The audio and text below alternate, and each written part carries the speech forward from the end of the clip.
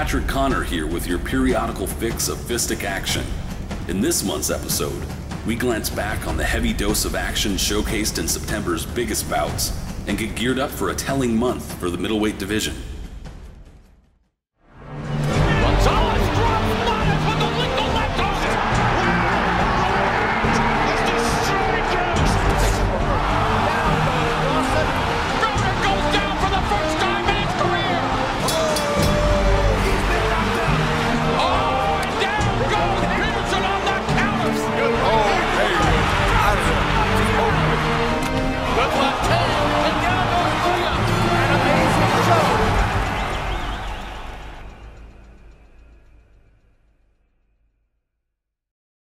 The little guys ushered in a month usually reserved for big fight cards, reinforcing the notion that pockets of die-hard boxing fans will indeed mobilize to support fighters not much heavier than 100 pounds.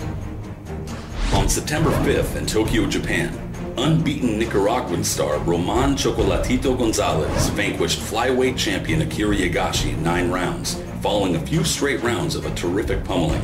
In the process, Gonzalez picked up a sanctioning body trinket, but more importantly, he dominated a world-class foe in his 3rd weight division.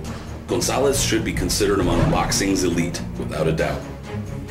The following day, September 6th in Mexico City, Juan Francisco Estrada defeated Giovanni Segura in the 11th round of a bruising but mostly one-sided bout, highlighting the less youthful Segura's inability to catch a quicker, younger opponent.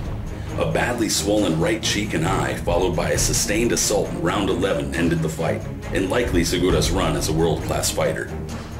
Also on September 6th, junior welterweight Adrian Broner headlined what amounted to a mediocre Showtime card in his hometown of Cincinnati by winning a decision over unheralded Emmanuel Taylor, knocking him down with short time left in the final round. In the co-feature, Lucas Matisse made quick work of Roberto Ortiz, stopping him in 2 rounds thanks to a wicked body shot, followed by a bungled knockdown count, courtesy of referee Benji Esteves.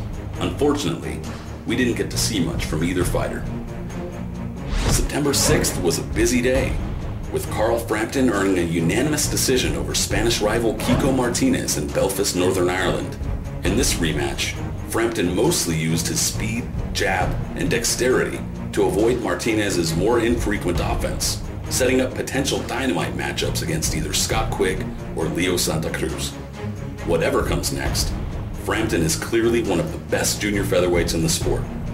But speaking of Lancashire native Scott Quigg, on September 13th in Manchester, he weathered a serious backlash before disposing of Belgian opponent Stéphane Jamoy in 3 rounds with a single right hand to the body. Already the trash talk between Quigg and Frampton has simmered, and a rivalry is brewing.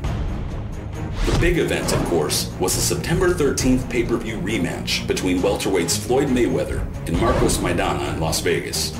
This time around, Mayweather took a unanimous decision over the Argentinian banger, due in part to referee Kenny Bayless's insistence on breaking up any and all inside fighting, but also because Mayweather is highly skilled and one of the best fighters of the last few decades.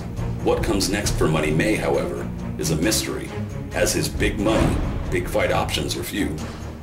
On the pay-per-view undercard, junior featherweight Leo Santa Cruz blew through overmatched Manuel Roman, stopping him in round 2 with a right hand.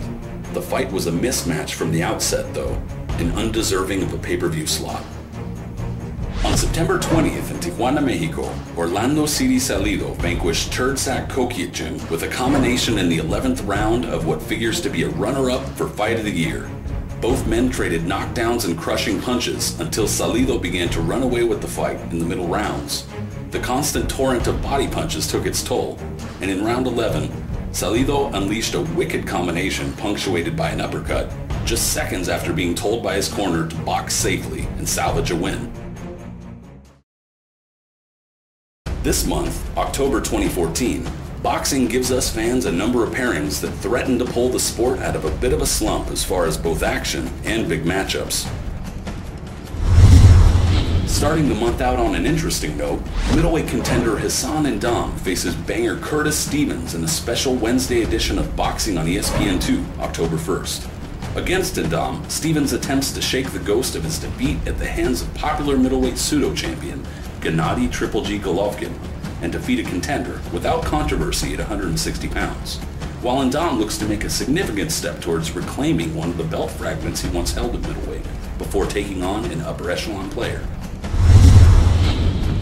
Saturday, October 4th, Cuban junior lightweight Frances Kid Blast Barthelemy returns following his strange two-fight series against Dominican Argenis Mendez, hoping to keep momentum chugging against Fernando David Saucedo at Foxwoods Resort in Connecticut. If his record is to be believed, the Argentinian Saucedo should be out of his league here, as he's been defeated each time he's stepped up in competition and hasn't been consistently challenging himself. Look for Barthelemy to get through with a big win over El Vasco Saucedo.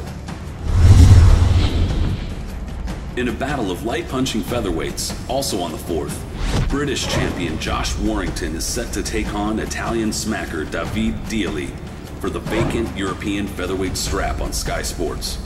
Given their respective styles, don't be surprised by a sloppy fight with many punches thrown, few landed hard, but maybe a little lower level fun.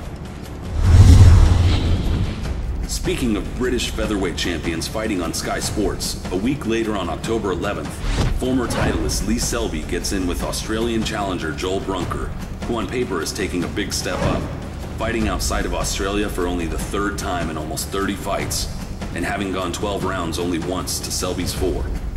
But Brunker, a hooking bruiser who goes to the body hard, could give Lee Selby a few issues. Troubled junior middleweight belt holder Carlos Molina returns to the ring for the first time in over a year to face off with Cornelius Bundridge in Cancun, also on the 11th.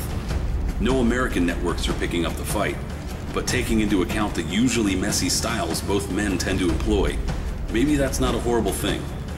Even at 31 years old, Molina is 10 years younger than Canine Bundridge, who has losses to fighters without the bag of tricks that Molina likes to dip into. This should be Bundridge's last big chance should he lose, and the odds are that he will.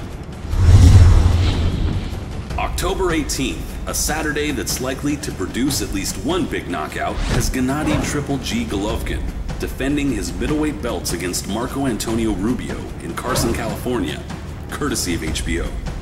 The brain cell robbing character from Kazakhstan capitalizes on his 17-fight knockout streak with a quick turnaround following his late July win over Daniel Geale. But his opponent Rubio brings little to the table but punching power. Make no mistake, this is a fight to keep Golovkin busy until he can land a showdown with the likes of a Miguel Cotto or perhaps a significant super middleweight bout. Until then, he settles for a likely stoppage over Rubio. We need amazing show. In the co-feature on HBO, Filipino featherweight Nonito Donaire attempts to defend the belt he picked up in a strange, if not shady, win over Simpiwe Betieka earlier this year against interesting Jamaican Nicholas Walters, who holds nearly the exact same belt that Donaire does.